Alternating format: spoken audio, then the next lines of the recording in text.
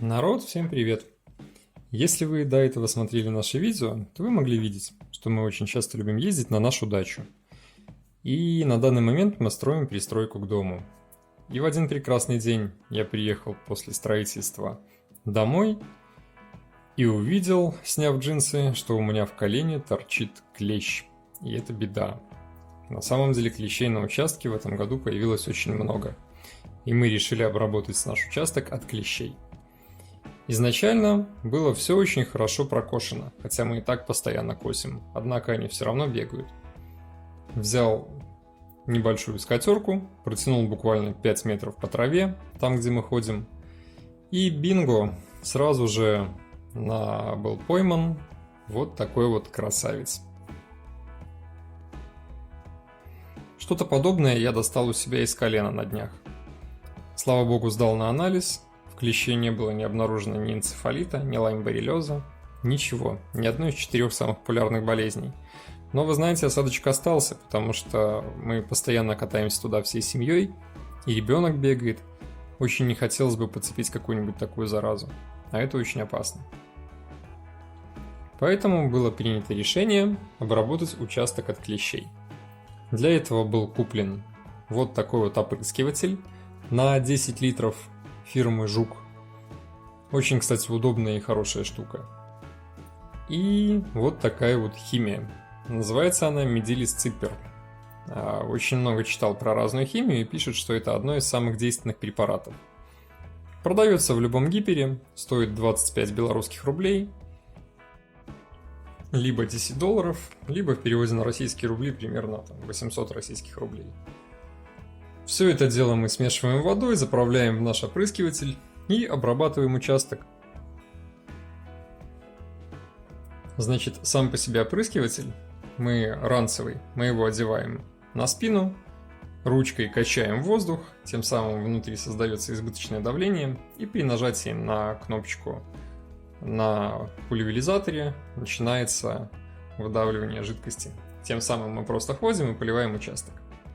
А чтобы разбавить данный Медилис Ципер, данный препарат, нужно сначала взять примерно литр воды, одну бутылочку 50 мл в него вылить, полностью ее хорошенечко взболтать, перемешать.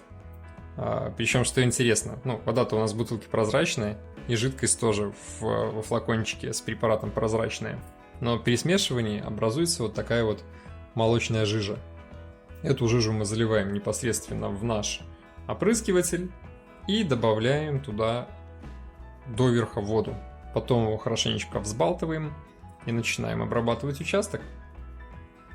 В инструкции написано, что этот препарат безвреден для людей и крупных животных, но полностью уничтожает всех насекомых. После обработки на участке не будет ни клещей, ни муравьев, ни комаров. Не навсегда, конечно, но хотя бы на какое-то время. А написано, что примерно месяца 1,5, а то и 2. Посмотрим. Однажды мы уже обрабатывали участок от клещей. И хочу сказать, что после обработки реально 1,5 недели не было комаров. Но так как мы в этом году с головой ударились в стройку, почему-то мы этот момент проигнорировали. И вот я за это поплатился. Слава богу, что еще я, а не ребенок. Поэтому было принято решение в срочном порядке обработать участок. Не забывайте пользоваться средствами индивидуальной защиты, ведь это достаточно токсичные вещи. Обязательно делаем маску, перчатки и обрабатываем. А вот что видно будет с нашей камеры. Жижа замешана, добавлена в опрыскиватель, одеваем эти 10 литров за спину, накрываемся капюшоном, одеваем маску, перчатки и идем обрабатывать участок. Накачиваем ранцевый опрыскиватель, жмем на клавишу и ходим не спеша, аккуратненько все это дело разливаем, опрыскиваем. На наш участок на 15 соток было потрачено все 100 мл данного препарата. Грубо говоря, я 2 полных ранца разлил на 15 соток участка. Сделано это было достаточно быстро. Чтобы обработать весь участок, у меня ушло буквально полчаса, минут 40. Потому что опрыскиватель у нас дает хорошую струю, и можно быстренько ходить, поливать, обрабатывать. Также в инструкции написано, что после обработки желательно не появляться на участке в течение примерно 3 дней. Не из-за того, что это какой-то гипертоксичный препарат, а именно из-за того, чтобы такие насекомые, как клещи, они чаще всего идут именно на тепло от млекопитающих, от животных, ну и на человека, конечно же, чтобы никто не присутствовал на участке, чтобы новые клещи, либо старые клещи не приходили, не концентрировались в тех местах, где ходят люди, а чаще всего они именно там. И все, кто был передохнут, а новые не придут.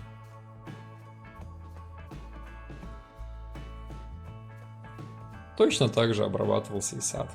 Ходим, не спеша опрыскиваем опрыскивателем абсолютно все. Единственное, нельзя опрыскивать грядки ни в коем случае. И желательно не опрыскивать им плодовые кусты, такие как смородина и так далее. Либо если вы попали на кусты, либо на грядки, то в течение 30-40 дней с них кушать нежелательно. Ну а то, что мы немножко попали на домики пчелиные, ничего страшного. К сожалению, пчел у нас нет уже очень давно. Хотя, может быть, когда-нибудь и будут. После обработки участка выкидываем все бутылки и тщательно моем весь инструмент. Вот такая красота получается. Все покошено, все убрано, обработано. И я думаю, теперь на ближайшие 1,5-2 месяца об этой проблеме можно забыть. Будем приезжать на дачу, радоваться, валяться на траве и не бояться, что нас покусают клещи. И, конечно же, продолжаем строительство нашей пристройки. Кому понравилось видео, ставьте лайки, подписывайтесь на канал, заглядывайте в описание. Всем пока!